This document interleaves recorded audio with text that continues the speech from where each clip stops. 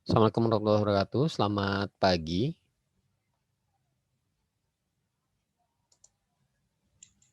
Waalaikumsalam warahmatullahi wabarakatuh. Selamat pagi, Pak. Pagi, Pak.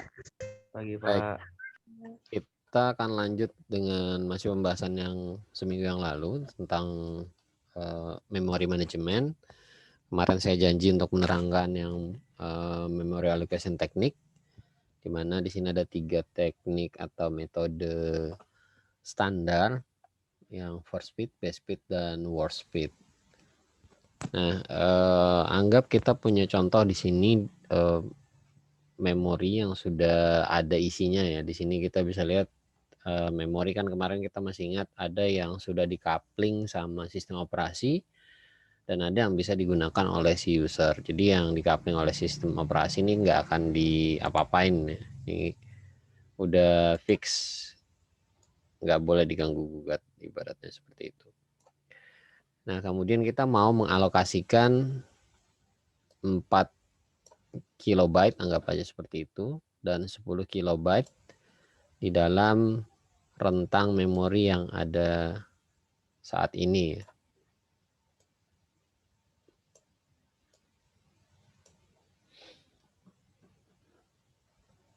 Yang pertama kita coba dulu untuk yang first fit. Nah, first fit ini dia akan melihat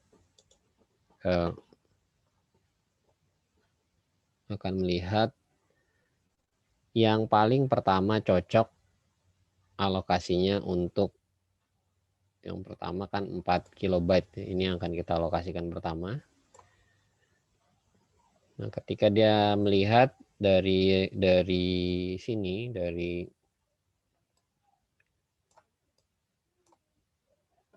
slot memori yang tersedia, ternyata di awal dia sudah ketemu.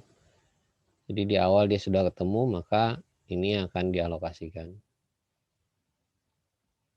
first fit. Jadi begitu pertama kali ketemu, dia langsung dialokasikan 4K atau 4 kilobyte. Kemudian yang kedua berarti kan yang 10. Yang mau dialokasikan berikutnya adalah yang 10. Nah, dicarilah memori pointer tadi, nyari. Ketika nyari di sini ternyata kurang, karena kan ini 10 kurang 4, sisa 6 ya. Sisanya 6. Cek lagi di sini, sama masih kurang karena ini cuma 5 yang mau dialokasikan 10. Cek lagi ke sini, oh ternyata ada 15K kosong hole di sini atau lubang di sini. Oke, kita tempatkan yang 10K di sini. Masuklah 10. Sisanya berapa? Sisanya ya 5. Nah, dari sini kita bisa lihat sebenarnya untuk yang first bit ini ya, tadi masuknya ini dan ini.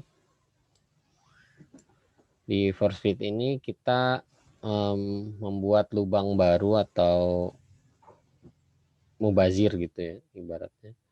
Ada kemubaziran sekitar 6 ditambahkan 5. Ini kan sisanya 6. Tambahkan ini di sini ada 5. Jadinya ada 11K ya. Yang bolong memorinya, tidak terutilize. Nah, ini sebenarnya agak jelek karena ya lumayan besar gitu fragmentasinya atau pembelahan memori yang ada di dalam alokasi yang first fit ini ya. Kemudian kita coba yang kedua, best fit. Best fit itu dia akan lihat, saya ganti warna pointernya dulu, warna biru saja. First fit itu akan melihat, best fit itu akan melihat dulu dari sequence yang ada, dia cek. Ini isinya 10 kosong, kemudian 25 ada isinya, ini 05, kemudian ini ada isinya, ini 015, ini ada isinya, ini 022. Nah, yang best fit itu akan lihat, oh ternyata kita bisa alokasikan yang paling cocok dari dua ini. Di situ ada yang paling sesuai dengan 10K. Di mana letaknya? Letaknya ya di paling awal di sini. Atau di sini ya. Kalau saya kasih warna biru, nah yang di sini. Kira yang 10K dimasukkan ke sini. Kemudian dia akan lihat lagi, jalan lagi pointernya. Yang 10K udah penuh. Kemudian 25 ada isinya, 5K kosong, 20 penuh, yang ini 15 kosong, 15 ini penuh, yang terakhir 22 kosong. Yang paling mendekati dengan 4 atau 4K ini yang mana? Dari yang kosong-kosong tadi kan ada 5, kemudian 15 dan 22. Nah, yang paling mendekati atau yang paling best ukurannya, best fitnya itu adalah yang 5. Sehingga 4 ini diletakkan di sini. Itu untuk metode best fit. Sehingga yang mubazir yang mana atau yang terlebih ada memory hole sisanya cuma ada di sini. 5 kurangin 4 berarti 1K. 1 kilo. Berikutnya saya ganti pointer dulu warnanya.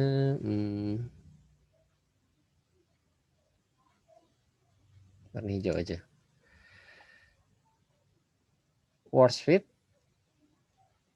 Worst fit ini mencari yang paling jelek lah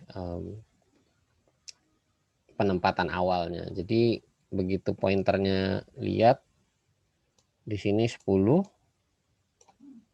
kemudian ini ada isinya, di sini 5 kosong, kemudian 20 ada isinya, 15 kosong, 15K ada isinya, kemudian 22. Nah, dia akan lihat oh, yang paling besar ternyata adalah yang 22. Jadi di tabel ketika pertama kali ngecek isi memori ada 5, 15, 22.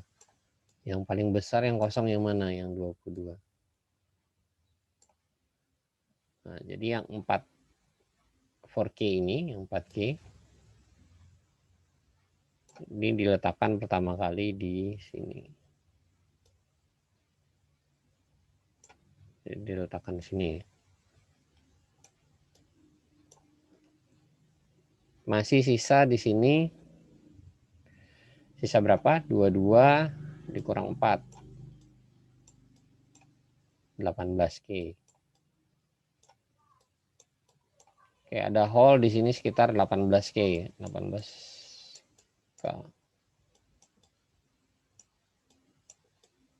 Kembali berjalan, pointernya ngecek ini 10, kemudian 25 ada isinya, 5 kosong, 20 ada isinya, 15 kosong, 15K ada isinya, kemudian di sini terakhir dia ngecek oh ada 18K. Jadi ini nanti yang holdnya atau ada memory allocation itu seperti ini yang keduanya. Nah, yang 10 akhirnya diletakkan di dalam yang 18. Di sini. Taruh 10 ke sini.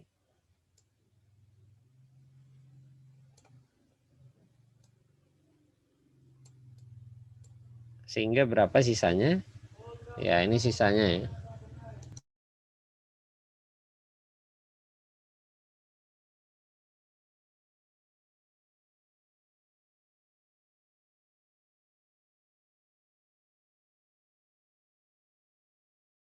Nah, dari sini kita bisa lihat bahwa ternyata yang justru yang paling buruk untuk memory allocation-nya adalah yang force feed, karena force feed ini meninggalkan 14K hole atau lubang, dan juga ada segmentasi, membuat segmentasi yang tadinya yang 10 tersegmentasi jadi 4 dengan 6, kemudian yang 22 yang 15 tersegmentasi menjadi 10 dan 5. Nah, ini sebenarnya agak jelek. Jadi kalau kita kemarin masih ingat di awal-awal perkuliahan yang memori manajemen, kalau ada segmentasi, semakin banyak segmentasi itu kan artinya semakin jelek ya, semakin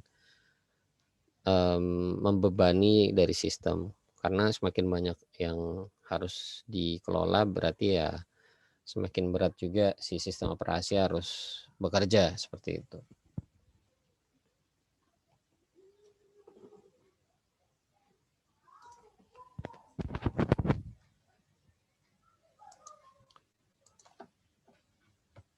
Nah, kemudian alokasi memori tadi sebenarnya dibagi menjadi ruangan-ruangan lah istilahnya. Di dalam sistem operasi atau dalam memori manajemen ini disebut dengan paging. Jadi memori tersebut dibuat dalam bentuk page-page atau halaman-halaman ya, sederhananya.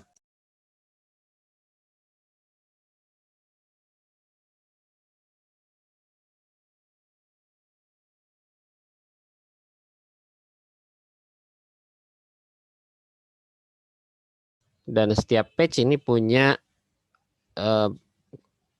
kapasitas yang sama satu sama lain, jadi nggak ada bedanya. Jadi kalau misalkan satu page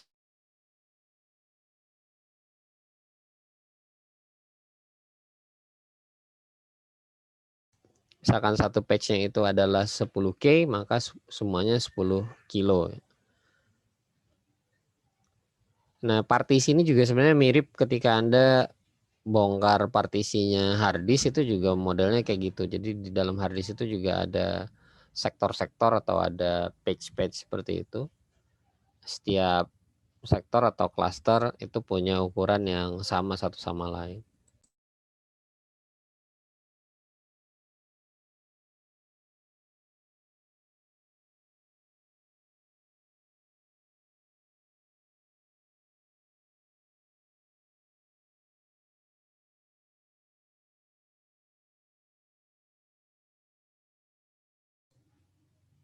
Nah, tadi saya sudah sebut bahwa memori itu sedapat mungkin menghindari adanya fragmentasi. Karena apa? Karena kalau ada fragmentasi tadi semakin banyak yang harus dikelola sistem operasi sehingga akan semakin memberatkan dari sistem.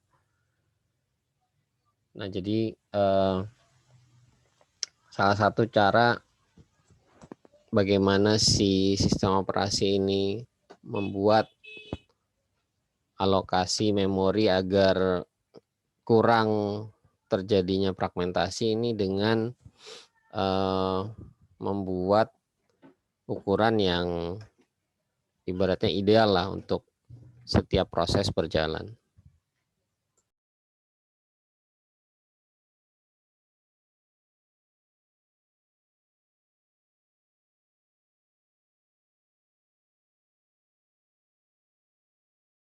Kemudian juga sistem operasi nanti akan memetakan dari logical memory ke dalam physical memory. Jadi selama logical memory ini nanti berjalan di dalam cache atau di dalam, biasanya ini dalam cache ya. Bisa juga dalam memori virtual atau swap yang ada di dalam hard disk. Cache ini ada di dalam prosesor. Kemudian sebelum dimasukkan ke dalam RAM, physical memory ini adalah RAM, ya tentu saja akan ditata atau dikelola agar tidak terjadi banyak fragmentasi di dalam physical memory atau RAM. Ya, fungsinya tadi ya, kalau banyak fragmentasi akan semakin buruk kinerjanya.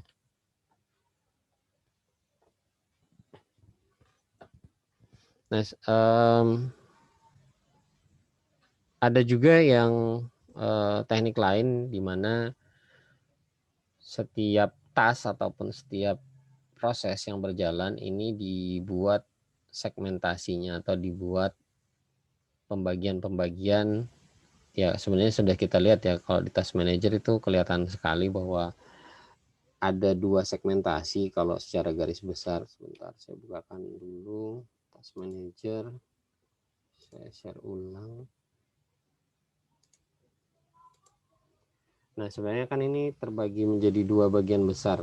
Kalau kita lihat di sini, secara sederhana aja kita lihat kan, ini kalau kita lihat yang seperti ini adalah aplikasi yang dijalankan oleh user. Tapi kalau kita klik detail, maka kita akan lihat ada aplikasi yang dijalankan oleh si sistem operasi. Nah, kalau kita lihat lebih detailnya, ada juga service yang berjalan di belakang layar. Dari sini sebenarnya kita bisa tahu ada berbagai macam segmen dalam proses. Jadi secara garis besar ya terbaginya cuma 2. Ada yang dijalankan oleh user, ada yang dieksekusi oleh sistem operasi. Tapi kalau kita lihat lebih jauh, maka di dalam Task Manager tadi, maka kita bisa lihat ada segmen-segmen dalam penggunaan memori.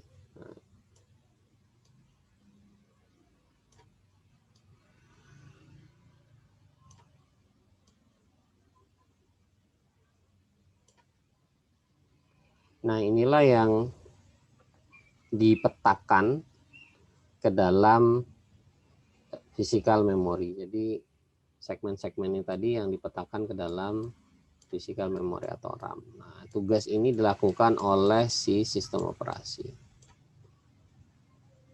Ya, ada segmen tabelnya, tentu saja ini ada tabelnya. Sebenarnya kita bisa lihat tadi di Task Manager secara sederhana, ini kan sebenarnya tabel. Ini adalah tabel. Kalau kita hilangkan CPU-nya, maka ini kita melihat ini adalah tabel memori.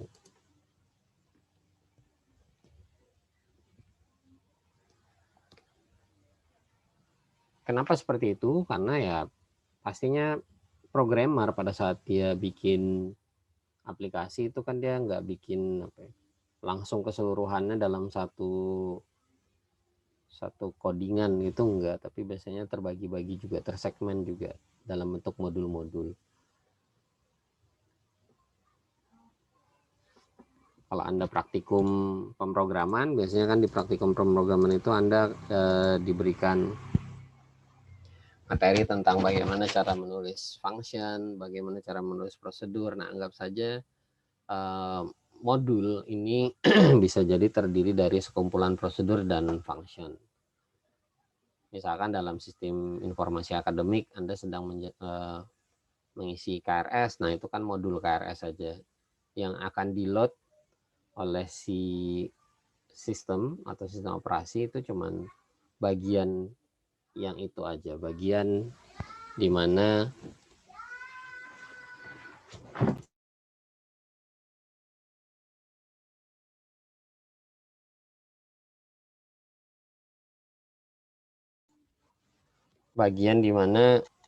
hanya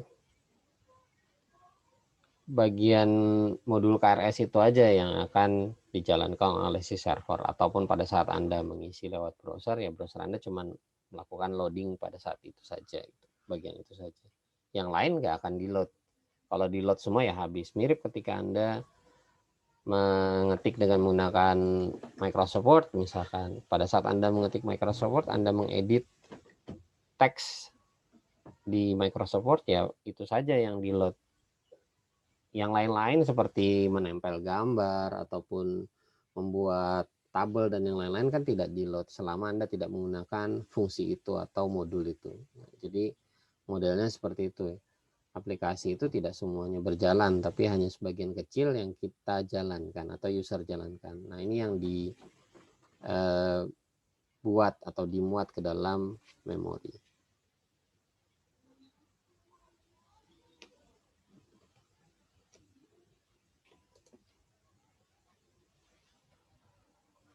Nah, berikutnya, kalau tadi Anda sudah melihat paging dan segmentation, sebenarnya dua-duanya ini sama aja sih. Paging dan segmentation ini bagaimana cara kita membuat alokasi ke memori dalam bentuk segmen-segmen atau paging atau kelompok-kelompok lah ibaratnya, slot-slot gitu, yang mana nanti slot tersebut akan ditempati oleh program atau task atau proses yang berjalan. Nah, tidak selalu memori atau RAM kita itu cukup isinya. Ya sederhana saja ketika kita install Microsoft Office yang isinya mungkin sampai dengan 10 giga atau lebih, sedangkan memori kita mungkin cuma 4 giga. Nah, pastinya kan tidak semua di load. Atau ketika kita menjalankan Word aja, Word mungkin butuh memori 2 giga gitu. Padahal RAM kita cuma 4 giga. Padahal kita juga harus menjalankan sistem operasi, menjalankan PowerPoint, ataupun kita sedang melakukan browsing. Nah, itu kan makan RAM semuanya. Nah, tentu saja kita perlu ada sesuatu yang bisa kita gunakan bersama dengan RAM.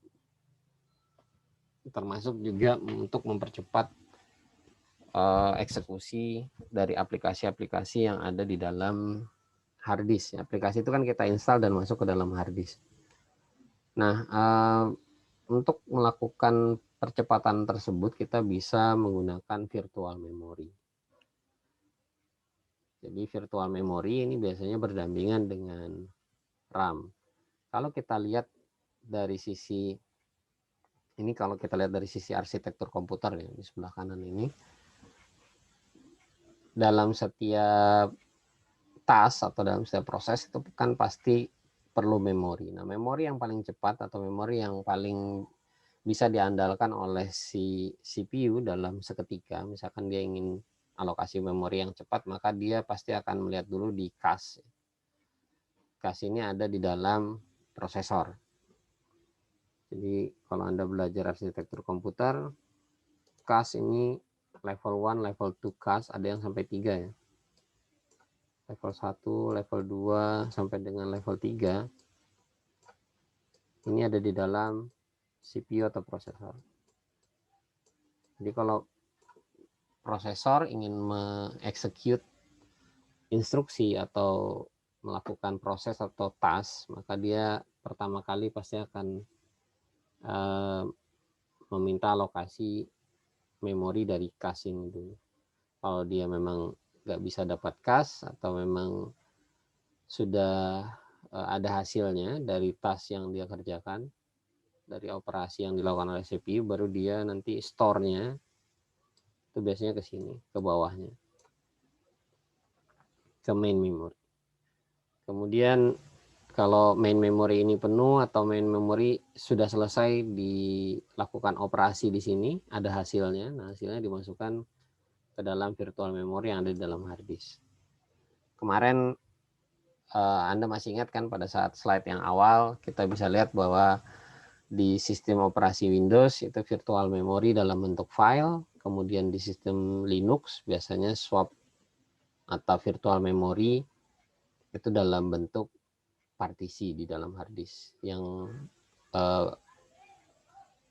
kapasitasnya biasanya fix kalau di Linux ya, tapi kalau di Windows kapasitasnya bisa fleksibel, membesar dan mengecil. Nanti kita akan lihat bagaimana cara men-setting virtual memory atau swap space di dalam hard disk. Untuk Windows ini bisa kita buat lebih fleksibel ya.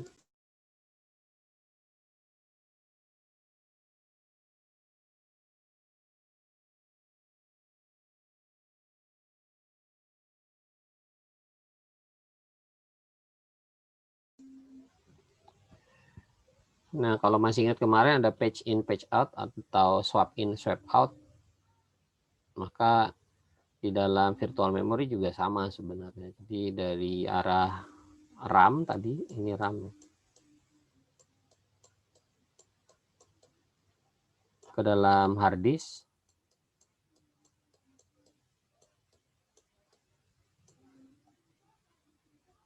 konsepnya sama dengan pada saat awal-awal yang ini. Nah, ini. Kalau Anda masih ingat yang kemarin saya jelaskan, konsepnya sama.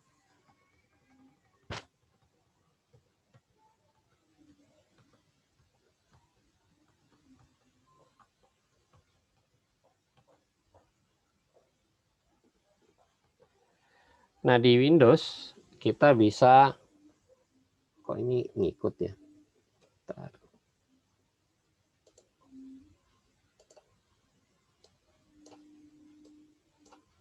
Nah, di Windows kita bisa mengatur virtual memory atau swap space ini dengan lewat ini ya, performance option ini. Nanti di bagian advance tinggal kita setting untuk virtual memory.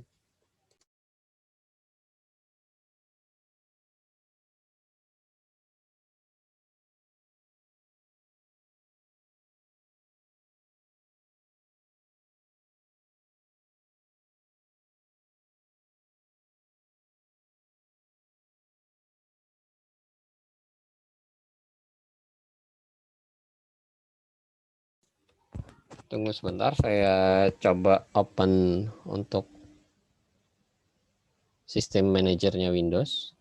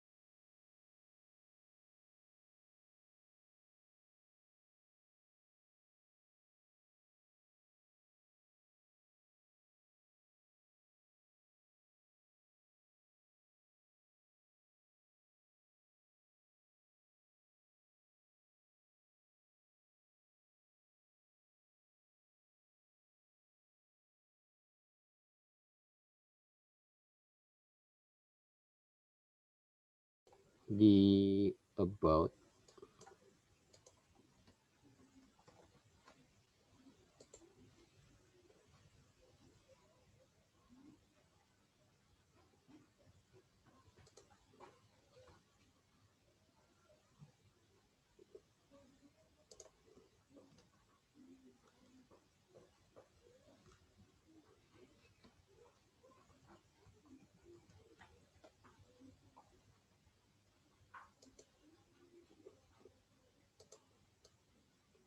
nah masuk di sini, kemudian ini bisa kita ganti mau berapa total page memori atau virtual memory kita.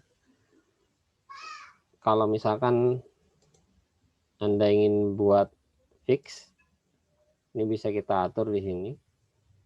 Size-nya berapa, initial size maksudnya jumlah awalnya berapa, maksimum yang akan Anda alokasikan berapa. Ya ini bisa Anda atur misalkan sama gitu. 8 GB, 8 GB kalau RAM-nya 8 GB atau 2 kali lipatnya ya juga bisa seperti itu. Jadi ini kalau pengaturan manual bisa di-set pakai seperti ini. Tapi kalau Anda mau menyerahkan semuanya ke sistem operasinya, ke Windows ini tinggal diklik automatically kemudian Anda oke-kan. Jadi seperti itu. Oke, itu untuk virtual memory. Ada yang ingin ditanyakan untuk memory management? Untuk memory management ada yang mau tanya?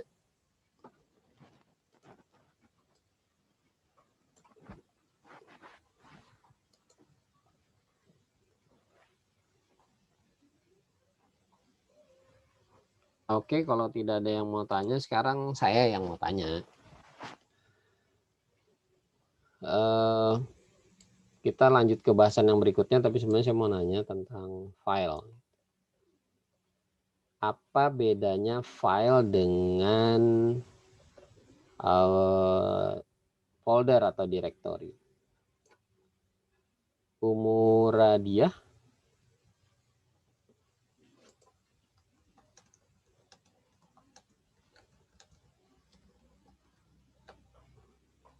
Halo, ada orangnya? Umuradiah.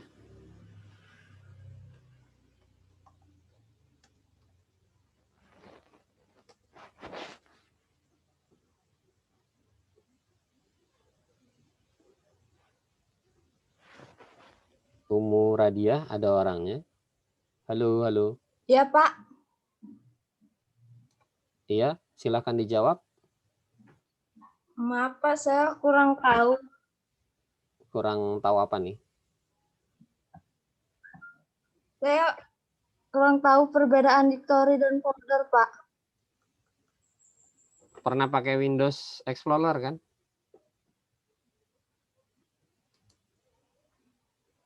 Pernah pakai ini kan? Windows Explorer ini pernah kan? Windows Explorer, Pak. Ya ini yang dilihat sekarang di share screen saya. Ya, pernah, Pak. Pernah kan? Nah, itu Ya. ada file, ada direktorinya kan? Ya, Pak. Yang mana file, yang mana direktori?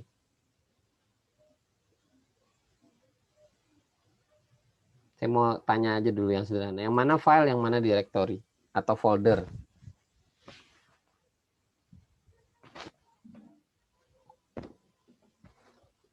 Folder itu yang filenya itu, Kak, Pak. Lo kok nanya balik? Saya lo nanya.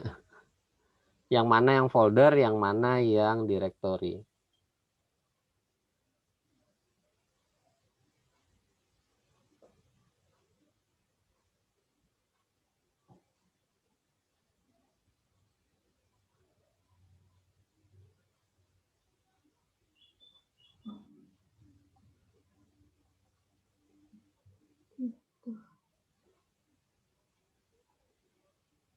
Yang mana?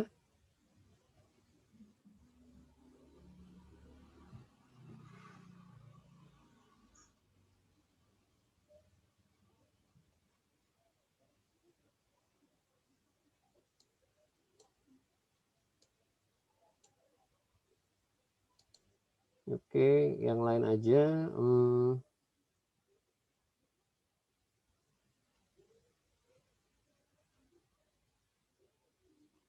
Adrian Suardan, ada orang?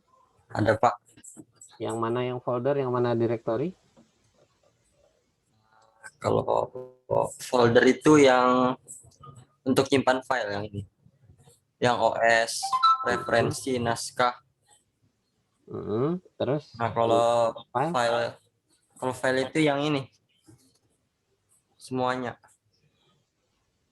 Yang semuanya? Yang file manajemen, memory manajemen. Nah, itu termasuk file. Oke. Bedanya apa antara folder? Kalau folder itu untuk nyimpan file. Jadi file itu bisa berupa gambar, tulisan atau yang lain-lain lah. Oke. Menurut saya gitu. Oke. Kita tampung dulu ya. Ini ada yang jawab lewat chat. Saya kopas aja ke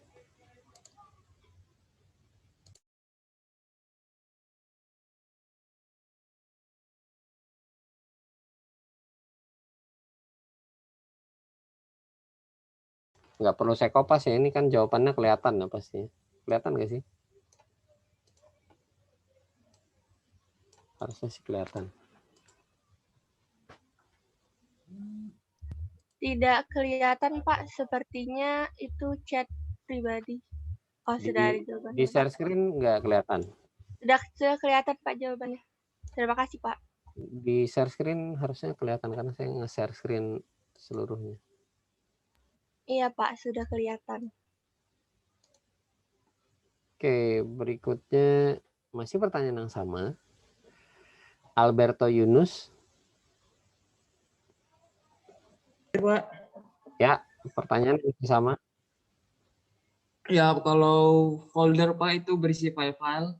Kalau file itu isi dari folder. Kalau file itu isi dari folder, kalau folder itu isinya file. Ya, file. Sih. Tapi kalau foldernya kosong bisa kan? Misalkan buat folder kosong nih. Berarti tidak ada filenya, Pak? Nah, kan berarti pengertian Anda salah dong. Oh iya. Folder boleh folder kosong. Nah, ini. Atau saya mau naruh file di sini, bukan dalam folder gitu. Saya buat file baru. Nggak ada foldernya ya. Saya buat file baru aja, file teks misalkan. Ntar, ini aja saya copy paste di sini. Aduh, nggak mau.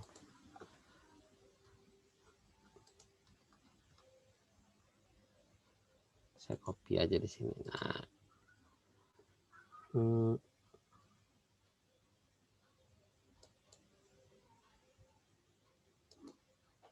Tuh, saya bikin file di C.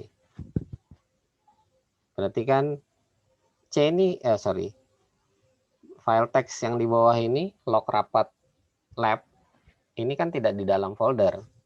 Kemudian tadi ini ada folder kosong, isinya nggak ada filenya. Jadi pengertiannya nggak masuk dong. Mau direvisi atau mau ditambahkan?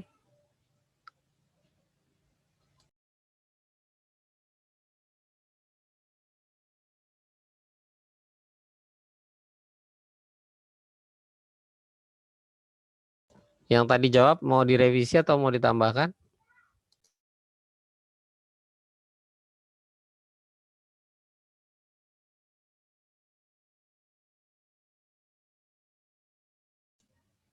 Loh, yang jawab tadi hilang orangnya. Kalau gitu saya nanya lagi yang lain deh. Kurnia Alfiana.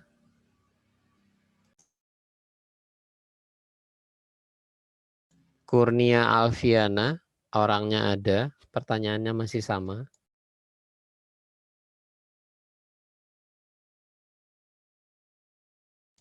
Halo, Kurnia Alfiana.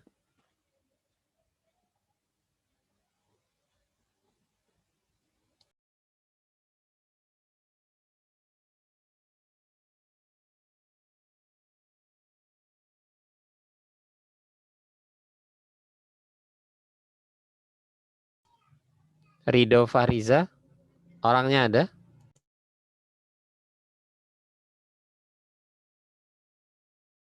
Rido Fahriza. Iya, Pak. Ya, pertanyaannya sama masih. Apa bedanya file dengan directory atau folder, Pak?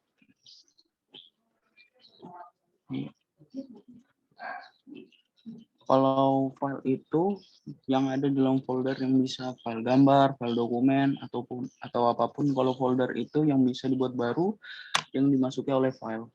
Itu saya, Pak. Loh, tadi saya sudah contohkan loh. Ada folder kosong, ada juga file yang tidak ada dalam folder. Apakah Anda masih mau pakai pengertian yang sama? Kalau dari pengertian saya seperti itu saja, Pak. Dari pengertian saya. Oke.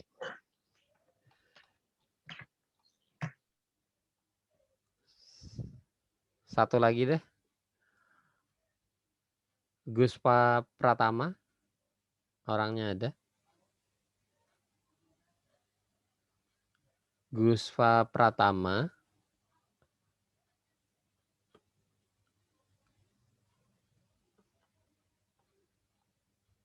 Guspa Pratama, halo halo.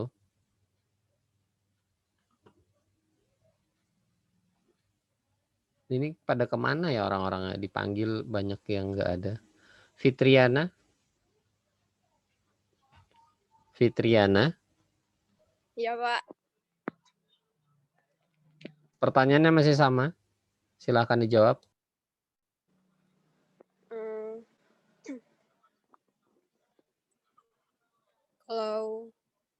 Kalau file itu berupa bisa berupa macam-macam, gambar aplikasi atau file PowerPoint dan semacamnya. Dan kalau folder bisa sebagai tempat untuk menyimpan file atau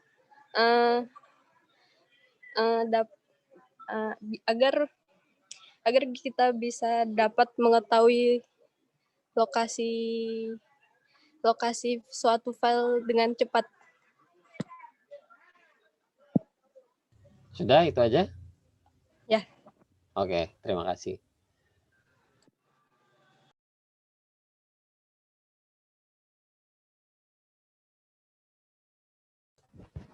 Baik, berikutnya kita akan bahas tentang file management.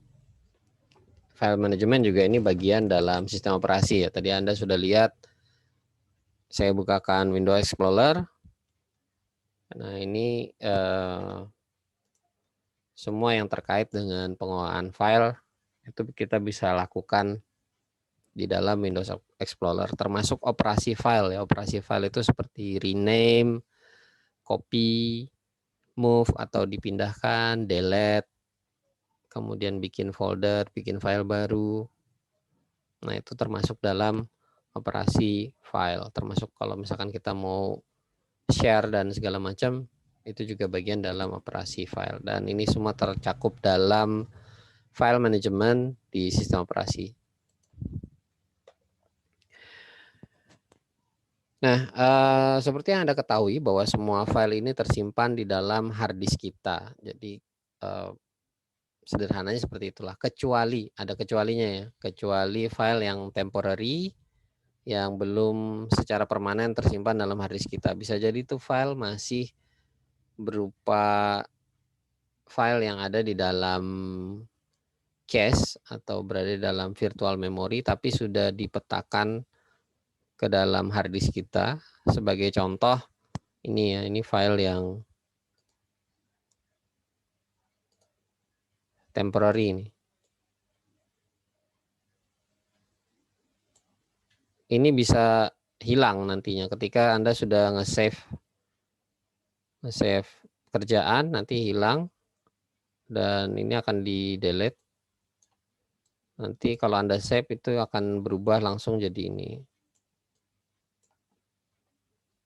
Itu hanya akan muncul atau terlihat kalau Anda merubah view dari Windows Explorer Anda. Jadi kalau misalkan Anda setting di optionnya itu, baru Anda bisa munculkan yang temporary filenya. Jadi kalau kita mengacu ke istilah atau pengertian yang disampaikan oleh si slide ini atau literatur yang kita acu, maka file yang tersimpan itu adalah file yang sudah permanen, yang tidak ada lagi apa ya, diedit-edit lah ibaratnya, sudah di save gitu. Nah, si sistem operasi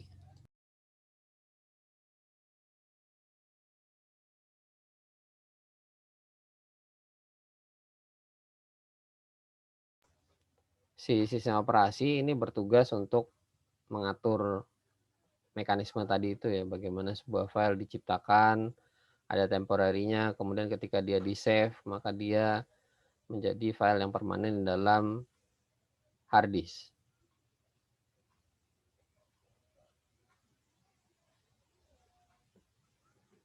Tadi ada yang bilang file itu adalah dalam folder itu ada sekumpulan file. Nah, biasanya memang dalam folder itu ada kumpulan file yang punya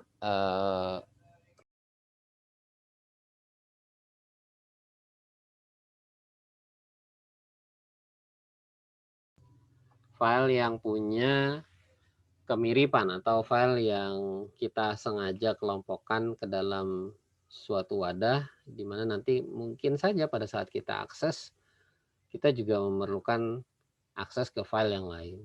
Seperti dalam folder sistem operasi ini ya, di materi perkuliahan. Nah, ini kan foldernya sub-folder ya. Di bawah folder materi perkuliahan ada materi perkuliahan untuk sistem operasi. Di dalamnya saya buat slide dan juga buku atau referensi yang kita acu. Di sini kan kita bisa lihat ada hubungan informasinya, ada sesuatu yang berhubungan antara satu file dengan file yang lain. Dan ada meaningnya, ada maknanya di dalam file tersebut. Nggak mungkin saya buat file tersebut dalam satu folder kalau nggak ada hubungannya. Itu amat sangat mustahil lah. Kalaupun itu kejadian ya mungkin nggak sengaja waktu copy paste atau waktu memindahkan file, itu salah masuk folder. Nah, folder digunakan untuk mengorganize, untuk mengelola file. Jadi folder atau directory, jadi ada yang pakai istilah folder, ada yang pakai istilah directory. Jangan bingung, kalau di Windows pakai istilahnya folder. Tapi kalau dalam aslinya sistem operasi, ya ini berlaku untuk semuanya, baik di Windows, Linux, Unix, FreeBSD, Mac, namanya adalah directory. Folder ini adalah istilah yang kerap digunakan si Windows ya. Jadi keluarga sistem operasi Windows lebih sering menggunakan istilah folder, tapi secara akademik dan generiknya kita bisa menggunakan directory. Jadi directory digunakan untuk mengorganize atau untuk mengelompokkan tadi. Bisa jadi kita bikin directory kosong, tapi buat apa gitu, sia-sia aja kalau bikin directory kosong itu ibaratnya apa ya, melakukan pekerjaan yang sia-sia. Nah,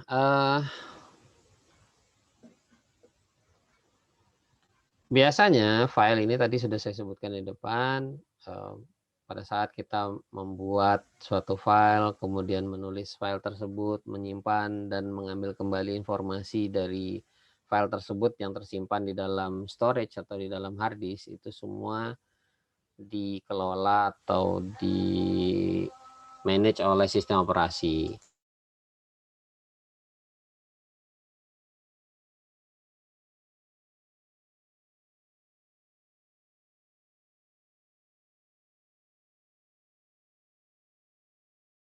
Dan kita bisa ketahui bahwa file ini sebenarnya independen ya terhadap model device apapun atau storage apapun. Kita tidak perlu bingung bagaimana cara menyimpan file di dalam hard disk, bagaimana cara menyimpan file di dalam DVD, atau menyimpan file dalam flash disk atau storage yang lain. Ya, kalau misalkan Anda sering pakai flash disk dan pakai micro SD, Anda mungkin enggak tidak akan menemukan perbedaan cara menyimpan di flash disk dan di micro SD. Ya, semuanya sama gitu.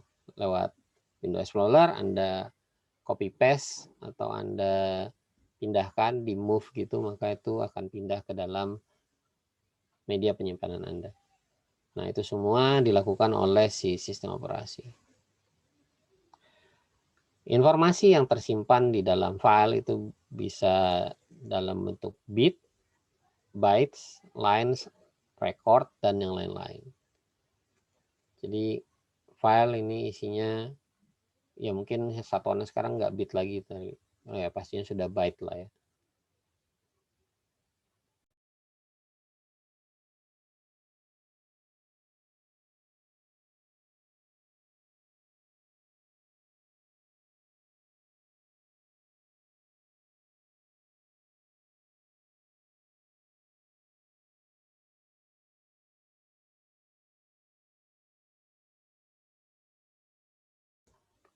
Nah, sistem operasi itu memudahkan kita dalam bentuk logikal ya, dalam bentuk yang sudah dimodifikasi lah modelnya seperti itu.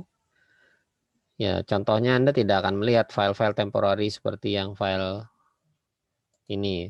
Ada tulisannya depannya tilde, kemudian tanda dolar, baru kemudian nama filenya. Anda nggak akan lihat ini. Tapi kalau Anda modify sedikit untuk opsi view-nya, ini ya bisa kelihatan. Tapi pada dasarnya sistem operasi ketika Anda menggunakan Windows Explorer, khusus untuk di Windows, dia akan mencoba memudahkan Anda untuk melihat file ini menjadi lebih sederhana. Menjadi sesuatu yang nyaman untuk Anda mengoperasikan atau melakukan pemrosesan file seperti itu.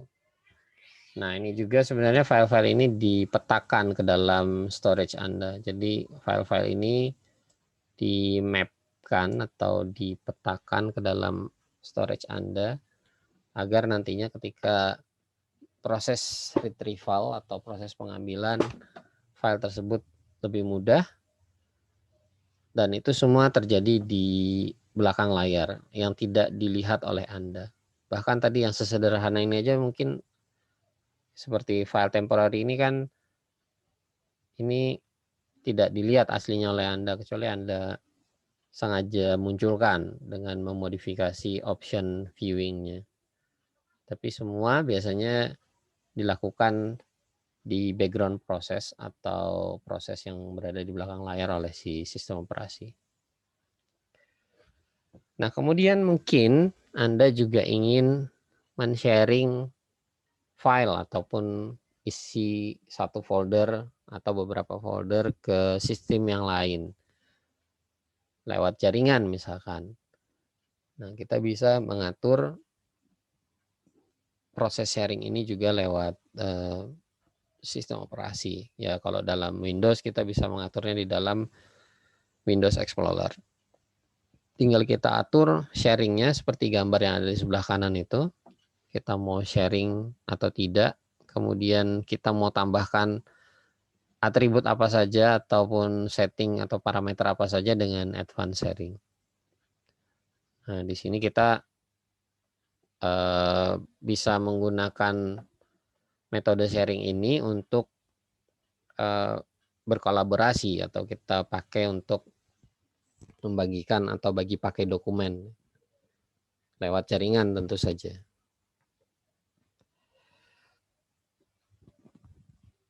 Nah, seperti yang Anda ketahui bahwa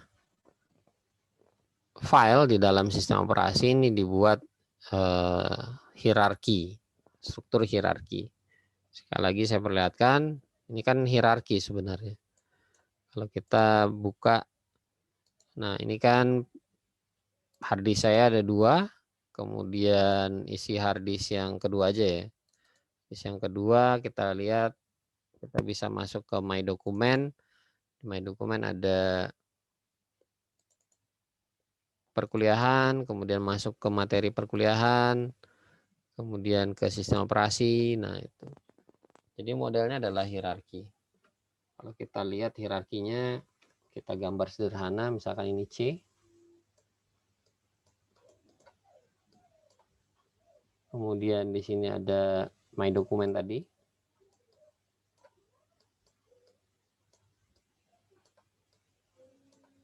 Ya, ada yang lain-lainnya juga ya, ada Windows-nya. Kemudian ada program file.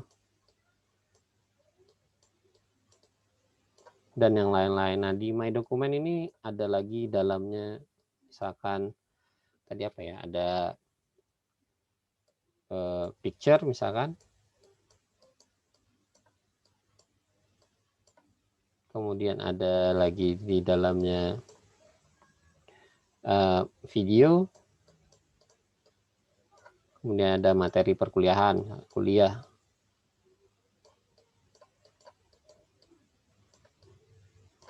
Kemudian di dalam kuliah ada lagi isinya misalkan materi perkuliahan, ada nilai, ada soal. Nah,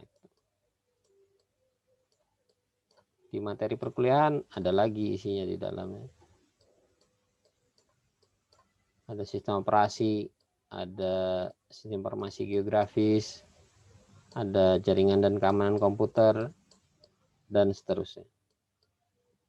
Nah, jadi kita bisa lihat ini kan bentuknya adalah hierarki.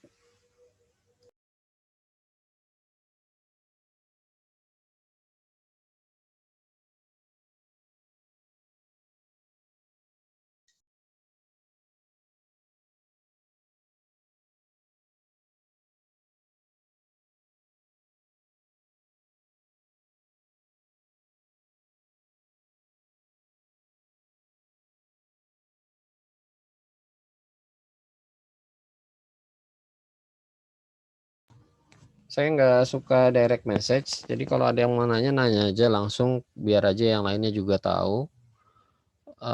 Di WA juga saya nggak suka direct message. Anda sudah bikin grup, bukan WA, Telegram. Anda sudah bikin grup Telegram, ya buatlah di situ pertanyaan Anda. Jadi sekali lagi Kalau ada yang direct message ke saya atau ada yang direct message ke Telegram atau WA saya, nggak akan saya layani selama itu urusannya perkuliahan. Kecuali kalau misalkan mahasiswa bimbingan saya, itu lain ceritanya.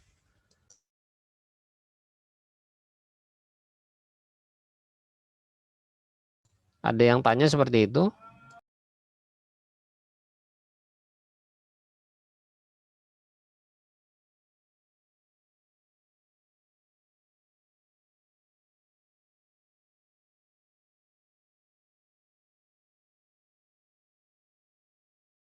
Oke, nanti kita akan lihat apa sih yang warnanya kuning, kemudian ada dokumen picture download dan yang lain-lain. Nanti ya, nanti habis ini saya akan perlihatkan apa sih itu semua.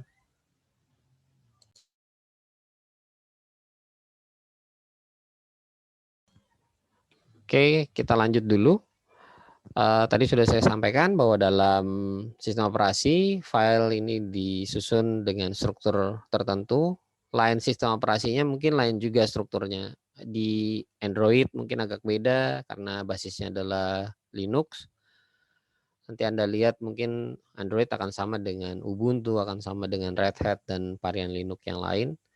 Kemudian ada keluarganya Windows, kemudian ada FreeBSD, Unix, dan Mac. Mungkin Mac nanti akan mirip dengan FreeBSD. Nah,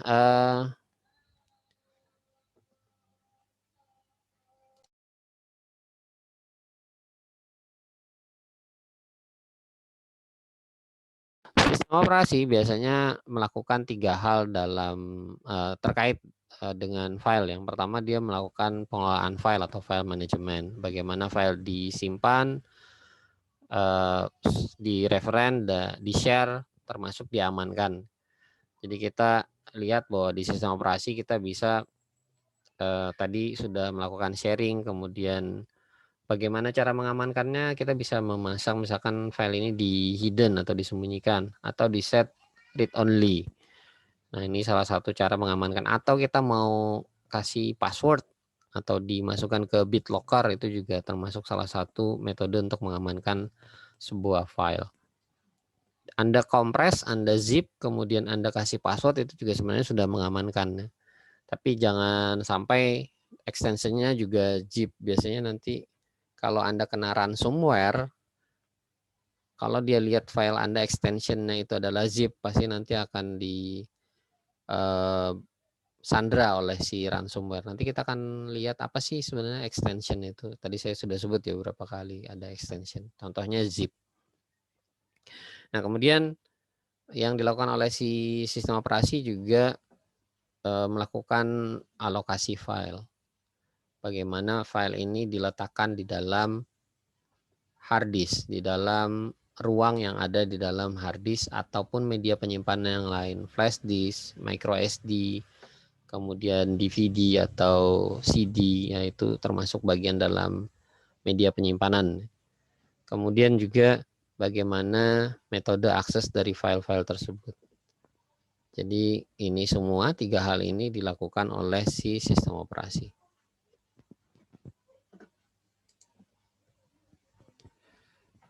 Nah, kalau kita lihat struktur sebuah file, basically file ini mungkin dulunya ya, file ini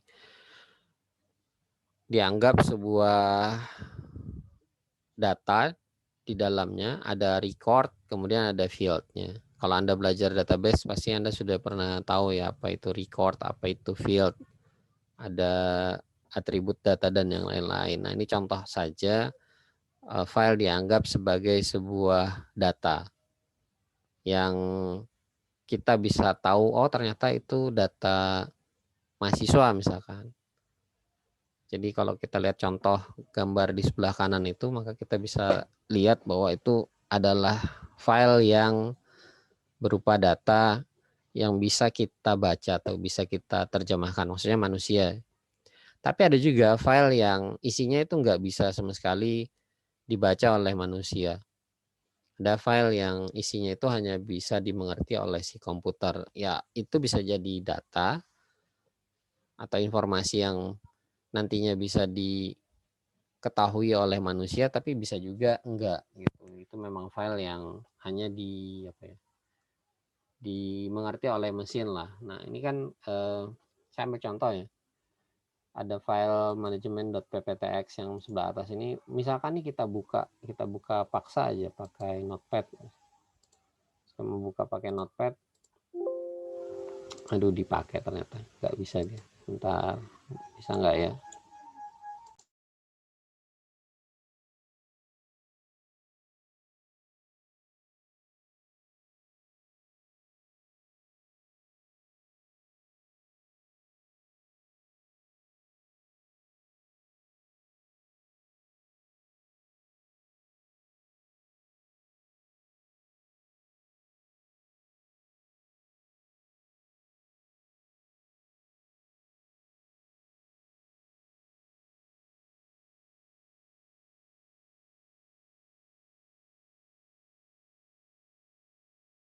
Oke, ini saya coba ini aja deh.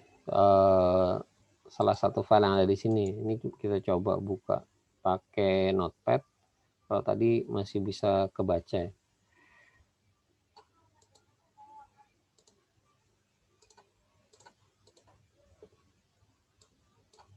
Ini juga masih bisa kebaca ding. Mana ya? Coba.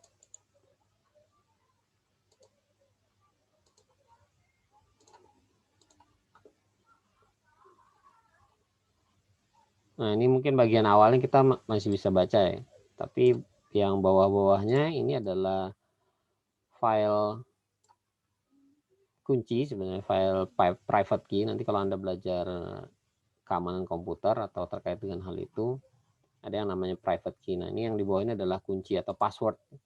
Jadi ini adalah passwordnya. Nah, ini kan hanya bisa dibaca oleh manusia, oleh mesin sebenarnya yang bagian ini. Ini juga. Tapi ada bagian yang bisa dibaca oleh manusia. Ada juga file ini yang tidak bisa dibaca sama sekali oleh manusia. Isinya ya binary lah ibaratnya.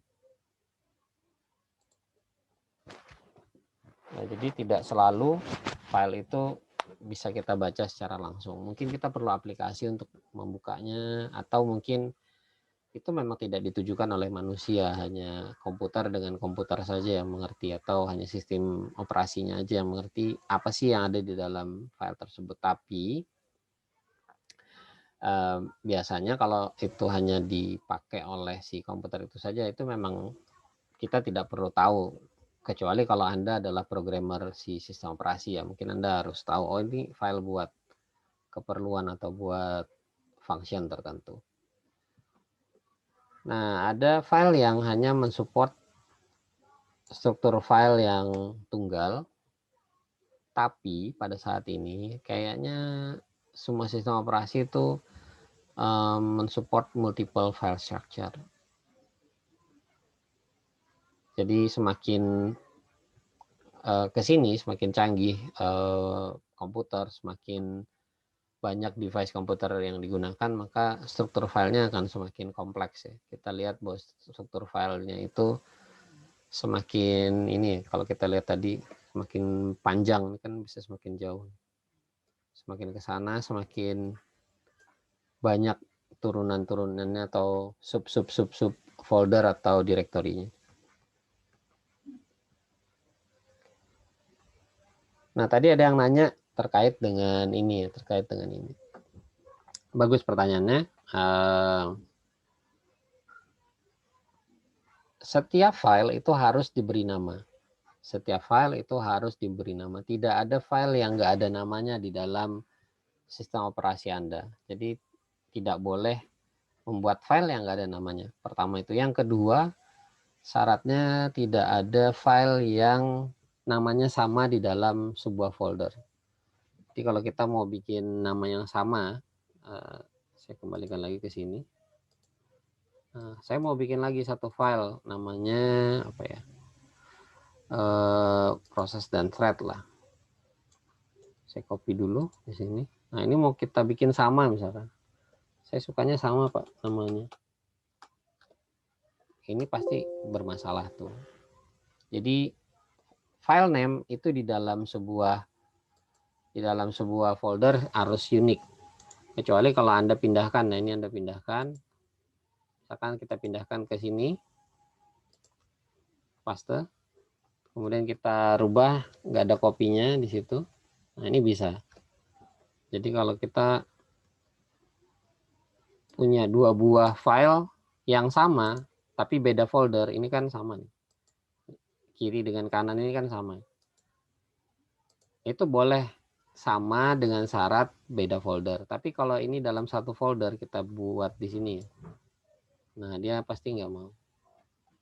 Jadi dalam satu folder itu cuma boleh ada satu file atau istilahnya unik.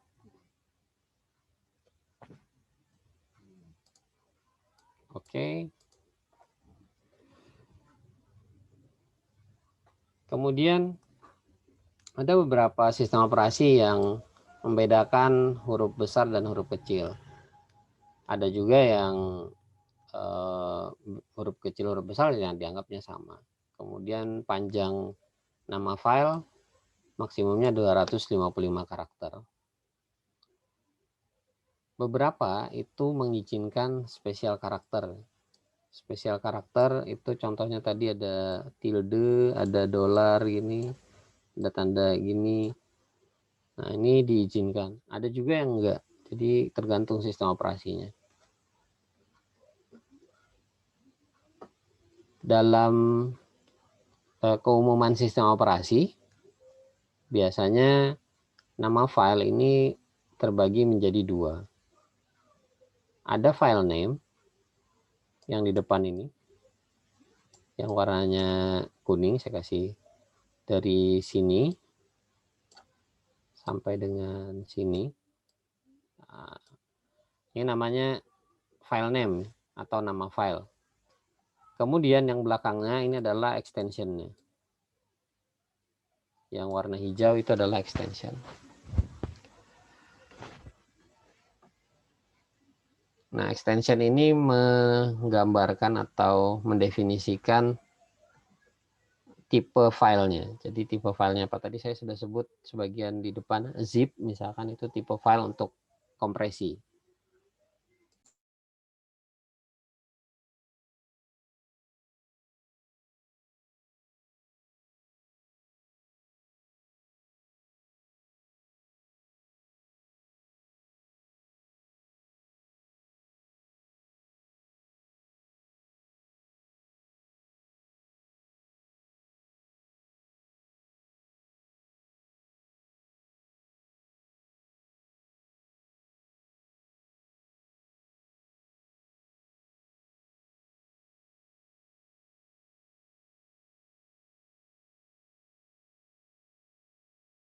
Tadi ada temen yang tanya,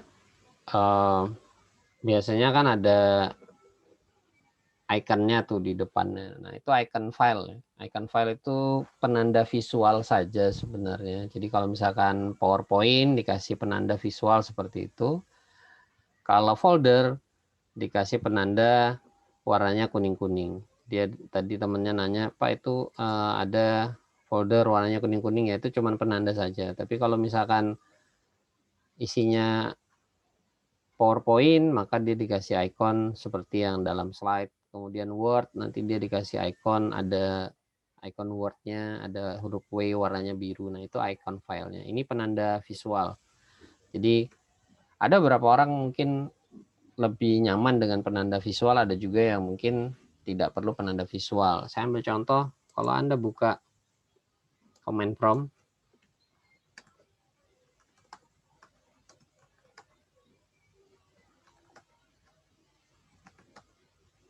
command prompt saya kelihatan ya? Halo, halo. Kelihatan, Pak. Oke. Di command prompt ini kan nggak ada penanda visualnya, nggak ada ikonnya. Nah, kalau Anda masuk ke, nah ini kan nggak ada sama sekali. Yang musik nggak ada ikonnya, yang download nggak ada, dokumen nggak ada, desktop nggak ada, 3D object, video, dan yang lain-lain nggak ada sama sekali ikonnya. Penandanya cuma satu di sini. Penandanya adalah tulisan dir di sini. Dir ini adalah directory. Jadi kalau Anda kenal istilah folder di dalam Windows Explorer, maka kalau Anda masuk ke dalam command prompt, Anda menggunakan command prompt, kemudian Anda gunakan seperti file manager gitu ya, seperti Windows Explorer, maka dari sini kita tahu bahwa ternyata itu directory gitu. Jadi istilah directory dan folder ini sebenarnya mengacu ke hal yang sama kalau di Windows ya. Jadi istilah folder hanya digunakan di Windows. Nah, dari sini Anda bisa lihat bahwa ternyata yang di depan adalah icon file. Digunakan sebagai penanda, oh itu file extensionnya punya PPT. Kalau misalkan Word, nanti warnanya biru, ada tulisan W-nya seperti ini ya. Ini warnanya biru, itu adalah ikonnya punya si Word. Ya tergantung extensionnya. Jadi, oh satu lagi, selain extension juga yang bisa merubah icon file di depan ini adalah aplikasi yang digunakan untuk membuka file tersebut.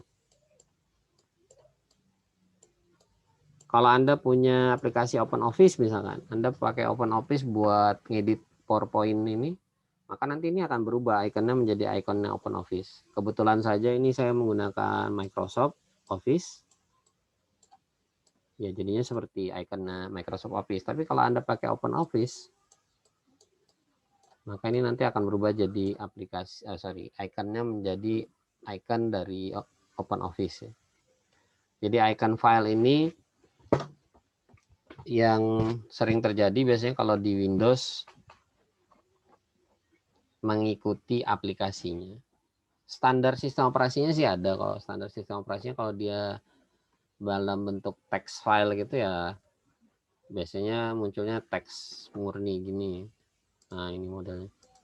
Tapi kalau dia sudah ada aplikasi bawaannya, biasanya nanti akan ditandai dengan aplikasi yang digunakan untuk membuka extension file tersebut.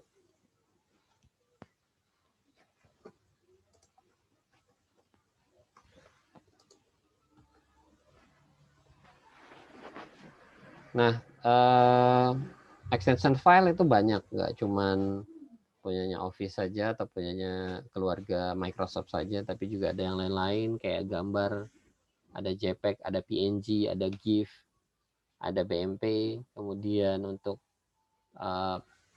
PDF, .pdf, kalau Anda buka file-file portable dokumen, kemudian PS untuk PostScript file.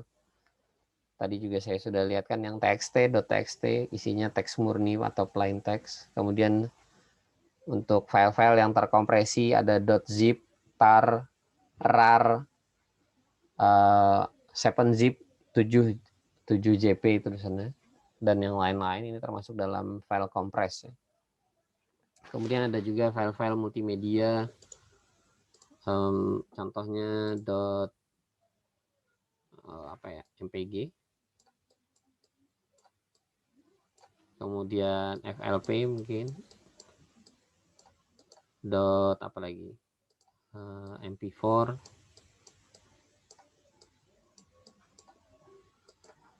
MP3 kalau misalkan musik masih ada pakai MP3 atau pakai ogvorbis.org dan yang lain-lain yang multimedia. Ini kebetulan nggak ada di dalam tabel ini saya contohkan aja contoh yang lain. Atau kalau misalkan ada yang edit pakai Corel, CDR, atau ada yang edit pakai ArcGIS untuk pemetaan, pakainya .shp. Jadi kita bisa tahu sebuah file itu bisa dibuka pakai aplikasi apa dengan melihat extensionnya ini. Jadi kalau kita lihat extensionnya, oh saya tahu itu .x. Nah ini pasti bisa dibuka pakai Microsoft Word.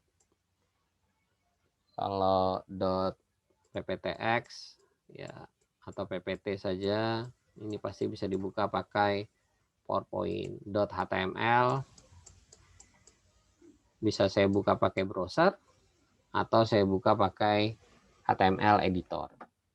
Nah, dari sini kita bisa tahu bahwa setiap file itu punya extension dan extension ini bisa menggambarkan file tersebut dibuat oleh aplikasi apa dan bisa dibuka dengan aplikasi apa.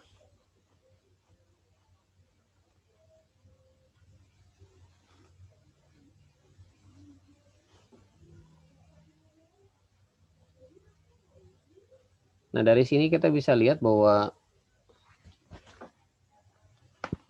file ini ada 3 tipe ya. Ada regular file, ini kita bisa edit atau bisa kita manipulasi isinya. Contohnya tadi .txt, kita bisa edit isinya file txt. Contohnya ini.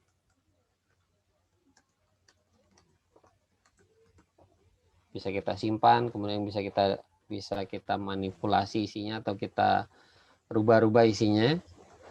Itu termasuk dalam regular file, termasuk yang memerlukan software. Misalkan tadi kita mau edit .ppt atau kita mau edit .html, nah itu juga termasuk dalam regular file sebenarnya. Kemudian tadi di depan yang jadi pertanyaan saya, apa bedanya directory dan beda file biasa ya. Nah, kalau sederhananya gini, file itu belum tentu directory. File itu belum tentu directory, tapi directory sudah pasti file. Di directory ini sudah pasti file. Tapi kalau file belum tentu directory. Atau directory belum tentu isinya ada file di dalamnya. Tadi yang saya sebut pada saat saya bertanya dengan Anda. Nah, kemudian directory ini dipakai untuk mengorganize file-file yang kebetulan informasinya saling berhubungan satu sama lain. Jadi kita menggunakan direktori sistem operasi di sini karena saya taruh ini berupa materi perkuliahan di folder materi perkuliahan.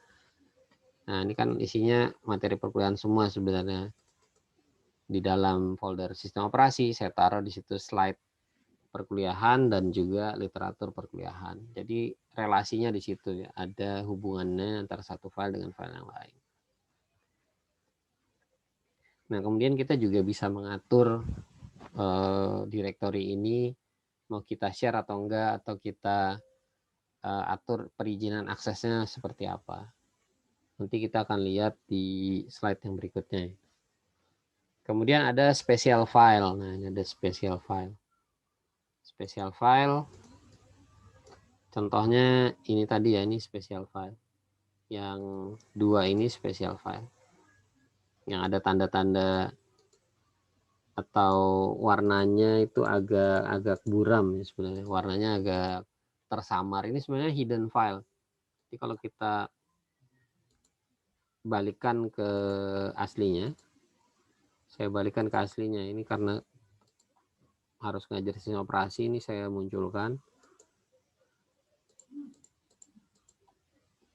Nah, ini saya balikan ke aslinya, saya set ke result defaultnya ya, result default.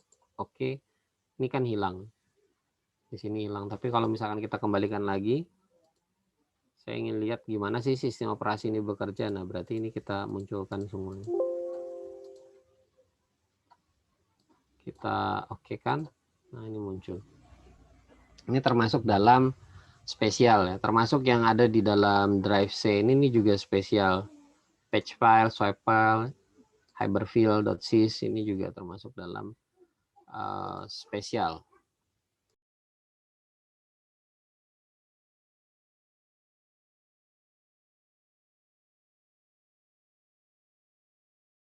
Nah, selain perizinan akses, kita juga bisa memberikan atribut ke file. Jadi atribut ini salah satunya bisa kita gunakan untuk mengamankan file ya, biar file tersebut tidak dilihat oleh orang. Kita bisa sembunyikan file tersebut, dikasih hidden. Atau kalau kita ingin file tersebut nggak diedit-edit orang, kita mau protect, kita bisa berikan read only. Jadi begitu kita kasih read only, maka file ini akan terprotek. Nah, ini salah satu cara kita melindungi file tersebut. Jadi dengan menambahkan atribut di dalam file, kita bisa mengatur file ini agar tidak tidak dimanfaatkan atau tidak diakses oleh orang yang tidak kita inginkan. Itu misalkan kita pakai komputer publik, atau kita pakai komputer yang dipakai oleh banyak orang, atau kita pakai sistem yang ada storage-nya di situ yang dipakai rame-rame atau bareng-bareng. Nah, bisa jadi kita ingin file kita itu nggak diotak-atik orang, kemudian juga tidak dimodifikasi oleh orang lain. Kita bisa tambahkan atribut hidden itu untuk menyembunyikan, read only itu untuk membuat file kita terprotect. Jadi kita bisa menambahkan ini ya, protection ke file kita. Kemudian ada juga flag. Ada flag. Ya, flag ini sebenarnya terkait juga dengan atribut. Jadi kita bisa lihat file kita itu diprotek atau tidak. Sebentar saya lihatkan, mudah-mudahan di command prompt ini cukup informatif ya. Kalau enggak nanti kita lihat flagnya di Linux aja.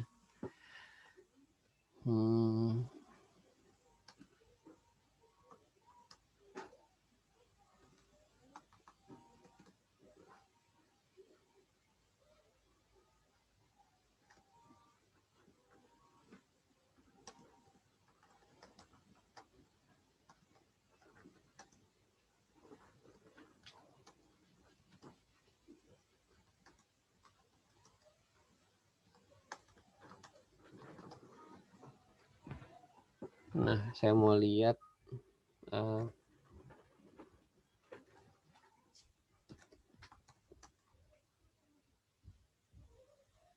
ini kan ada atributnya nih.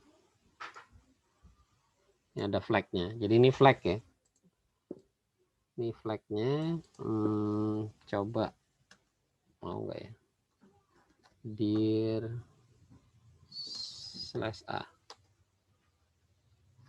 Kok nggak ada?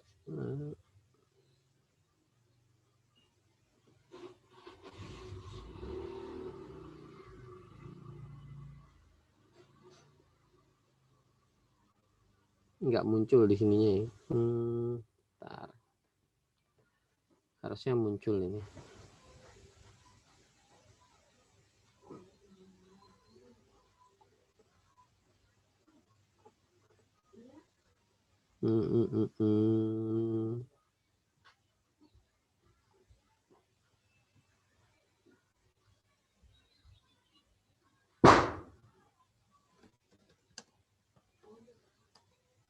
Iya, nggak muncul dia.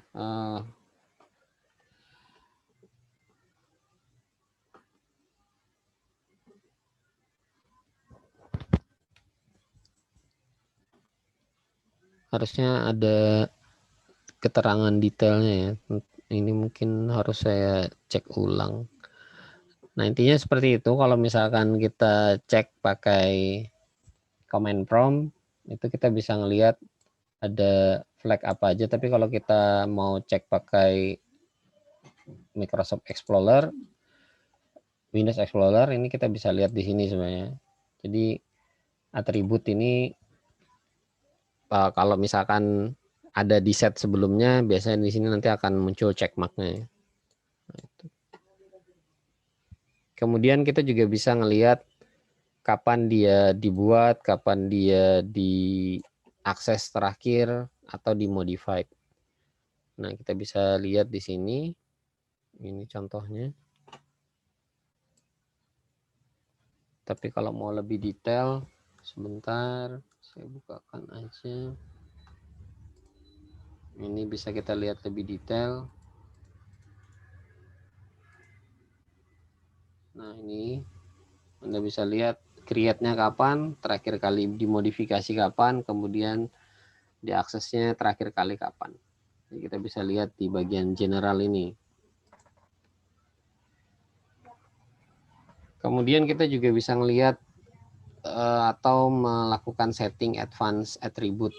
Jadi kalau kita mau lebih dalam lagi atau mau lebih detail lagi, atribut apa yang mau kita set terhadap suatu file atau directory, tinggal di klik advance-nya di sini. Jadi kalau kita klik advance di sini,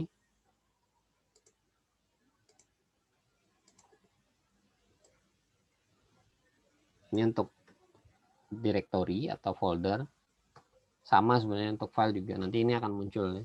Cuma nanti mungkin agak beda dikit antara directory dan folder, karena kalau Anda ngeset atribut di folder biasanya atau di directory, biasanya file yang ada di dalam folder tersebut akan ikut ke set atributnya. Jadi kalau misalkan Anda hidden, berarti semua yang ada di bawah directory tersebut atau folder tersebut akan ikut ke hidden. Kalau Anda set di directory ya. Jadi ini kalau kita lihat ini kan directory ini atau folder kalau dalam istilahnya Windows. Ketika Anda set hidden atau read only, maka semua file yang ada di dalam sini, di dalam ini kan di dalam foldernya OS ini ikut ke hidden dan ikut ke read only. Jadi biasanya seperti itu. Kalau di setnya di directory atau folder, semua isinya akan ikut. Tapi kalau Anda set salah satunya saja, misalkan Anda set salah satunya aja yang ada di sini, yang lain-lainnya nggak ikut. Yaitu per file namanya. Oke, sampai sini ada yang mau ditanyakan untuk file management? Sudah tahu ya jadinya bedanya antara directory dan file. Ada yang mau tanya?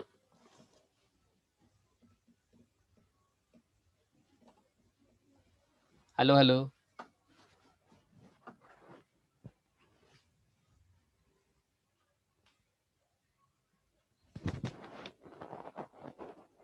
Kalau tidak ada yang mau ditanyakan untuk kuliah kali ini, saya anggap cukup. Terima kasih. Assalamualaikum warahmatullahi wabarakatuh. Selamat pagi.